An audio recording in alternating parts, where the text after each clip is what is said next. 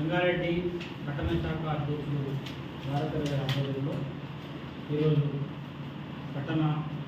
సంగారెడ్డి పట్టణ శాఖ యొక్క నేటి సమావేశానికి ఇచ్చినటువంటి ప్రతి ఒక్కరికి పార్టీ జనరల్ సెక్రటరీలు, వైస్ ప్రెసిడెంట్లు, పార్టీ సెక్రటరీలు, సీనియర్ నాయకులు, రాష్ట్ర నాయకులు, జిల్లా నాయకులు ప్రతి ఒక్కరికి కూడా నమస్కారం జరుగుతుంది. ముఖ్యంగా పార్టీ ఆవిర్భావ దినోత్సవ సందర్భంగా ఈ వారోత్సవాల సందర్భంగా పార్టీ ఏ విధంగా ఎదిగింది, 2 సీట్లతో స్టార్ట్ అయ్యి ఈరోజు ఏ వరకు వచ్చినాం, ప్రపంచంలోనే అతిపెద్ద పార్టీ, మెంబర్షిప్ గల పెద్ద పార్టీ ఏదైందంటే అది భారతీయ జనతా పార్టీ అని ఆ విధంగా ఎదుర్కొంటూ ఇక్కడ వరకు వచ్చాం. తెలంగాణలో కూడా మనకు అధికారం రావాలి. తెలంగాణలో అధికారం రావాలంటే రేపు రాబోయే రోజుల్లో స్థానిక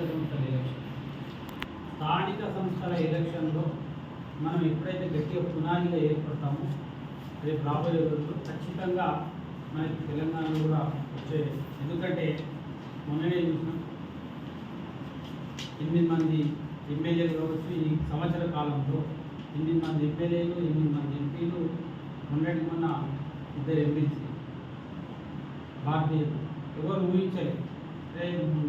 ఇక్కడ ఉన్న మనము టీచర్స్ ఎమ్మెల్సీలో కూడా మీరు ఆలోచిస్తే అసలు టీచర్ తప్ప ఉండేది భారతీయ జనతా పార్టీకి అనుబంధ సంస్థ అయినటువంటి సంస్థలు మరి ఉన్న మెంబర్షిప్ తక్కువ అయినా ఎట్లా గెలిచింది అంటే నరేంద్ర మోడీ గారి నాయకత్వం, భారతీయ జనతా పార్టీ వైపు ఏ యూనియన్ ఉన్నా ఈరోజు వెయ్యాలన్న ఒక సంకల్పంతో అదేవిధంగా గ్రాడ్యుయేట్ ఎమ్మెల్యే పట్టభద్రులందరూ కూడా ఆలోచించి మరి భారతీయ జనతా పార్టీ మన సంఖ్యాబలం నిజంగా మన కార్యకర్తలు అంటే కాదు, భారతీయ జనతా పార్టీ వైపు ప్రతి ఒక్కరు చూస్తున్నారు. దీన్నే దృష్టిలో ఉంచుకుని స్థానిక సంస్థలు కూడా మనకి ఎడబలం ఉందని ఆలోచించవచ్చు.